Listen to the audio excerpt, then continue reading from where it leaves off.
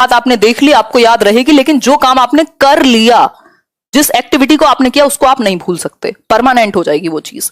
तो बच्चा अगर करके सीखेगा, उसको अन्वेषण करने का, खोज करने का, या अपनी नॉलेज को बिल्ड करने का, बिल्ड कैसे होगी नॉलेज? अब करके सीखने में कई चीजें आ जाती हैं। बच्चा अवलोकन करेगा, अवलोकन का मतलब है ऑब्जर्व करेगा, अपने आसपास के एनवायरमेंट को ऑब्जर्व करेगा। ऑब्जर्व करने से क्या होगा? प्रॉब्लम सॉल्विंग की एबिलिटी आएगी, यानी समस्या समाधान की एक क्षमता बच्चे के अंदर विकसित होगी। समस्या समाधान करना सीखेगा और कई एंगल्स से देखना सीखेगा एक सिचुएशन को, यानी क्रिटिकल थिंकिंग जिसको हम कहते हैं, आलोचनात्मक चिंतन डेवलप होगा बच्चे में। आलोचनात्मक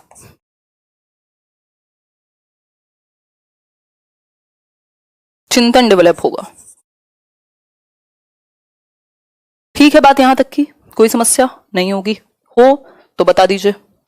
बिल्कुल भाई, ऑब्जर्वेशन तो सारी जड़ है ना। अगर आप ऑब्जर्व कर रहे हैं, बच्चों को आप ऑब्जर्व करने का, अवलोकन करने का मौका दे रहे हैं, कुछ प्रयोग करने का मौका दे रहे हैं, तो क्या होगा? फिर आप प्रॉब्लम उसके सामने रख रहे हैं और आपने उसको, जब आपके सामने कोई भी प्रॉब्लम आती है तो आपने जितना भी ऑब्जर्व किया हुआ होता है, या जो भी आपके पुराने अनुभव होते हैं, जिस भी तरह से आप सारे एस्पेक्ट में उस प्रॉब्लम को देख पाते हैं, उन सब का इस्तेमाल करके उस प्रॉब्लम को सॉल्व करते हैं, करके सीखते हैं। ग्रुप्स का भी आप मौका देंगे, तो ये इस तरीके से जो ज्ञान होगा वो लाइफ लॉन्ग हो जाएगी। जो लर्निंग है मीनिंगफुल होगा, अर्थपूर्ण बनेगा, जो भी अधिगम होगा। आप इसको चाहें तो पीसीओ से याद रख सकते हैं। पीसीओ बोले तो प्रॉब्लम सॉल्विंग, क्रिटिकल थिंकिंग और ऑब्जर्वेशन। किससे? लर्निंग बाय डूइंग से डेवलप होगा, क्रियाशीलता के सिद्धांत से, एक्टिविटी के सिद्धांत से एक तरीके से डेवलप होगा। बात सही है यहां तक की? कोई समस्या नहीं अवंतिका? आलोचनात्मक मतलब आप लॉजिकली अलग अलग एस्पेक्ट देख पाए उस चीज के, जस्ट एक्सेप्ट ना करें, उसको समझ पाए, क्रिटिकली एनालाइज कर पाए, अगर उसमें कुछ कमी है तो उसको भी देख पाए। ठीक, आगे बढ़ेंगे। नेक्स्ट सिद्धांत है रुचि का सिद्धांत। इस बात से हम सभी अवगत हैं, आपको शायद इंटरेस्ट है, तभी हम लोग लगभग 3000 लोग अभी 11 मिनट के अंदर जुड़ गए हैं। मतलब रुचि का सिद्धांत, शायद मैं ऐसा मान के चल रही हूं कि मैं थोड़ी बहुत रुचि आपके अंदर सीखने को लेकर के जागृत कर पाती हूं, है ना। तो रुचि का सिद्धांत यानी इंटरेस्ट क्रिएट करा पाए आप बच्चे का। इंटरेस्ट कैसे क्रिएट होगा? कहानी, किस्से, कविता, कुछ कभी कभार हास्यप्रद बातें भी होती हैं, मजाक भी करते हैं हम लोग।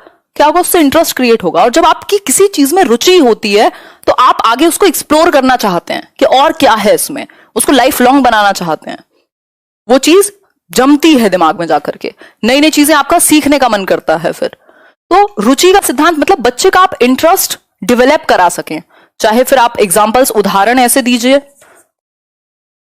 चाहे फिर कुछ किस्से, कहानियां, अनुभव लेकर के आइए क्लासरूम में। देखो टीचर कोई ऐसी चीज नहीं है कि रोबोटिक हो, कि बस काम की बातें बता दो, हमें डेफिनेशन बता दो, क्वेश्चन करा दो, आंसर बता दो।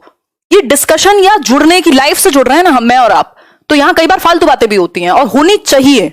अगर कोई एग्जैक्ट बिल्कुल किताबी बात करेगा तो फिर प्रॉब्लम हो जाएगी। क्यों? क्योंकि हम जुड़ नहीं पाएंगे, रुचि हमारी बन नहीं पाएगी।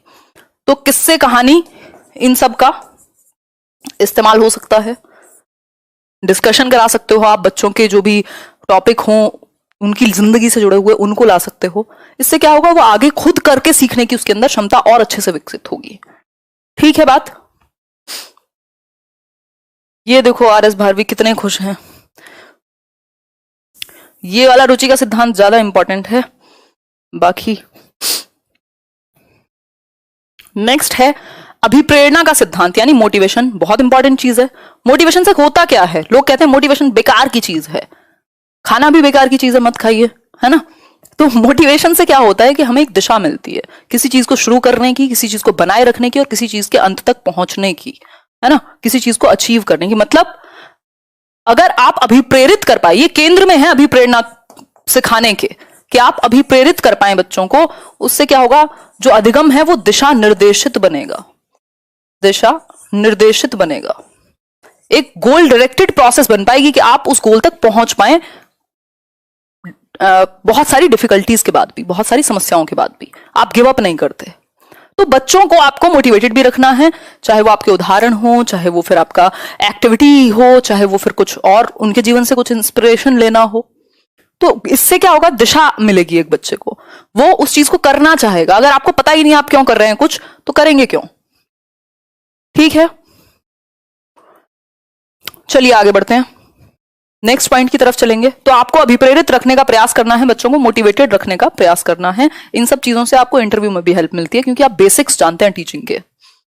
आगे बढ़ेंगे, जीवन से जोड़ने का सिद्धांत। ये बात तो कुछ नई बात तो है नहीं, एनसीएफ भी यही कह रहा है कि भाई connect learning to real life, या जो क्लासरूम लर्निंग है उसको आउटसाइड वर्ल्ड से कनेक्ट कर दो आप। एनसीएफ भी तो यही कह रहा है, जो नेशनल करिकुलम फ्रेमवर्क 2005 आपका डॉक्यूमेंट है, वो यही तो बात कर रहा है कि जीवन से जोड़ने का सिद्धांत, यानी कि लाइफ से कनेक्ट कर दो आप बच्चे की। Connect learning to life itself, life से क्या कर दो, कनेक्ट कर दो। जो क्लासरूम में चीजें हैं वो जिंदगी से जुड़ पाए, यानी आप उदाहरण ऐसे देते हैं, आप एक्टिविटीज ऐसी कराते हैं, आप बच्चे को ग्रुप में सीखने का मौका देते हैं जिससे वो एक दूसरे से जुड़ पाए, जो रियल लाइफ में प्रॉब्लम्स हैं उनको सॉल्व कर पाए। जो आप चैप्टर पढ़ा रहे हैं उसका रियल लाइफ इंप्लीकेशन क्या है। मैं और आप जब चाइल्ड डेवलपमेंट पढ़ते हैं तो दुनिया में जाकर के घुस करके पढ़ते हैं, बिल्कुल, है ना। उसका मतलब क्या है कि हम कनेक्ट कर पा रहे हैं कि जिंदगी में कहां काम आएगा ये। जब लाइफ से बच्चे की आप जोड़ेंगे, ऐसे एक्सपीरियंसेस से कनेक्ट करेंगे जो उसने या तो लिए हैं या तो देखे हैं आसपास प्रत्यक्ष रूप से, तो बेहतर सीख पाएगा।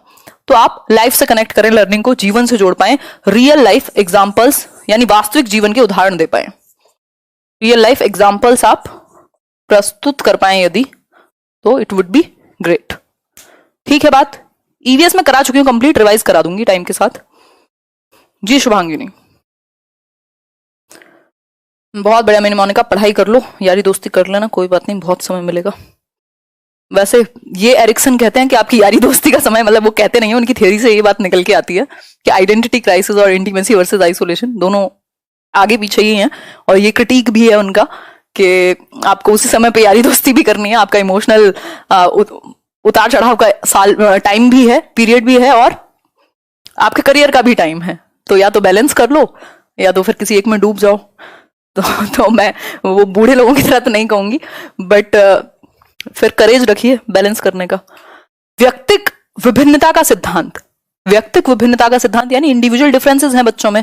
भाई सबकी रुचि अलग होगी, सबकी क्षमता अलग होगी, सबकी कार्यशैली अलग होगी, स्टाइल सीखने की, है ना। तो इंडिविजुअल डिफरेंसेस को आप ध्यान में रख पाए, इस तरह के मेथड, इस तरह के एग्जांपल्स, इस तरह की एक्टिविटीज हो कि बच्चे की आवश्यकता के अनुसार, एक व्यक्तिगत आवश्यकता के अनुसार आप उसकी जीवन से जोड़ पाए, या उसकी क्षमता के अनुसार, उसकी रुचि के अनुसार आप काम करा पाए। ठीक, इंडिविजुअल्स हैं, 35 बच्चे हैं, 35 के 35 एक तरह से तो नहीं सीखेंगे, है ना। सिंपल बात, डूब जाओ। देखो कितने खुश हैं कई लोग तो। कहना आसान है, आंसू निकलते हैं, फिर रोते देखे हमने ऐसे लोग जो ये कहते हैं हम दोनों चीजें बैलेंस कर लेते हैं। आगे बढ़ रहे हैं, आगे बढ़ते हैं। स्वाभाविकता का सिद्धांत, स्वाभाविकता का सिद्धांत कहता है, मतलब आप नेचुरल वे में सिखा पाओ, बच्चे को नेचुरल वे में सिखा पाओ। स्पेशली अगर मैं यहां भाषा के पक्ष में, भाषा से जुड़कर बात करूं, लैंग्वेज के टर्म में, तो हमारी जो लैंग्वेज स्किल्स हैं, जो भाषाई कौशल हैं, बताओ कौन से हैं कौशल भाषाई, करो कमेंट।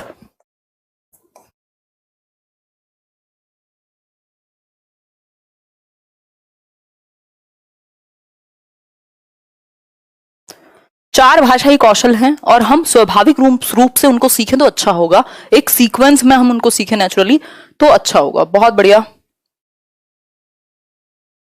देखो लक्ष्मी नारायण को सब पता है, कह रहे हैं कईयों की लाइफ बर्बाद हो गई है। जी बिल्कुल सच है बात, उनको वैसे भी बर्बाद ही करनी थी फिर, क्योंकि अगर आप रो पीट भी लेंगे तो कब तक रोगे। अगर प्रायोरिटी दोनों चीजें इंपॉर्टेंट थी, करियर भी और दोस्ती यारी भी, तो फिर इंपॉर्टेंस तो देनी पड़ेगी ना दूसरी चीज को भी। खैर तभी, मतलब ये खैर ये अलग ज्ञान हो जाएगा, बट आई ऑलवेज से कि करेज है तब कुछ कीजिए, अदरवाइज तो रहने दीजिए, चुपचाप पढ़ाई कर लीजिए, पता चले कहीं के भी ना रहे। तो हर किसी से नहीं संभलती चीजें। बहुत बढ़िया। सुबोक्ली कह रही है कल्पना, बिल्कुल सही बात है। अगर ढा को हटा दें यहां, लिसनिंग, स्पीकिंग, रीडिंग, राइटिंग ये स्वाभाविक सीक्वेंस में हो तो अच्छा है, यानी एक नेचुरल ऑर्डर में चलें तो अच्छा है। तो भाषा के जो कौशल है या सीखना है वो नेचुरल ऑर्डर में होना चाहिए। जबरदस्ती आप टेक्निकली रटवाइए मत, कुछ नेचुरली सिखाइए बच्चे की क्षमता और उसकी इंटरेस्ट के अकॉर्डिंग। नेक्स्ट पर बढ़ेंगे, लोकतांत्रिक मूल्यों का सिद्धांत। लोकतांत्रिक मूल्यों का सिद्धांत मतलब आपका जो क्लासरूम एनवायरनमेंट है वो ऐसा हो, कक्षा का जो माहौल है कि बच्चे को प्रजातांत्रिक मूल्य उसके अंदर विकसित हो, हर कोई अपनी बात को कह सके, सुन सके आप उसकी बात को, टॉलरेंस आपके अंदर आए, टॉलरेंट बन पाए बच्चा, मतलब सामने वाले की बात को सुन पाए, अपनी बात को कह पाए, स्वतंत्रता हो सबको अपनी बात कहने की, सबके भले के लिए सोच पाए। तो इस तरह के लोकतांत्रिक मूल्य डेवलप हो, स्वतंत्रता हो अपनी बात कहने की, शिक्षक भी सुने आपकी बात, ऐसा नहीं है डंडा लेकर के हाथ में बैठे हैं, आपके मन की होगी तो बहुत अच्छा, नहीं अगर आपके बिलीफ्स के ऑपोजिट अगर कोई बात कहेगा तो आप नहीं सुन पाएंगे, ऐसा नहीं होना चाहिए। तो ये चीज भी हमारे अंदर होनी चाहिए, जो माहौल है वो डेमोक्रेटिक होना चाहिए क्लासरूम का, और ऐसे मूल्य ही हमारे लिए आगे जीवन तक के लिए विकसित हो क्लासरूम में कि सब एक दूसरे की बात को सुन पाए, सम्मान कर पाए, अंतरों का जो हमारे अंदर विभेद है उनका, यूनिटी इन डाइवर्सिटी आ पाए।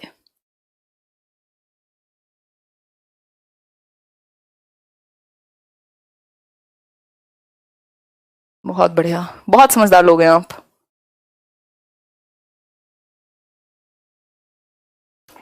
ऐप नहीं चल रहा है अभी, उसको बंद किया हुआ है और वो बंद रहेगा पता नहीं कब तक, अगले 1 साल तो कम से कम। आवृत्ति का सिद्धांत। आवृत्ति का सिद्धांत सिंपल है, रेपिटिशन बहुत इंपॉर्टेंट है, मतलब रिपीट करा पाए आप, आवृत्ति करा पाए, अभ्यास हो पाए, मतलब समय समय पे आवृत्ति करने का मौका मिल रहे, तभी तो आप रिवाइज करते हैं 4 बार, आपसे क्वेश्चंस, आपके टेस्ट और सारी चीजें होती हैं। इससे क्या होता है, परमानेंट होती है लर्निंग, स्थायी बनती है, अधिगम जो है आपका वो स्थायी होगा आपके मस्तिष्क में।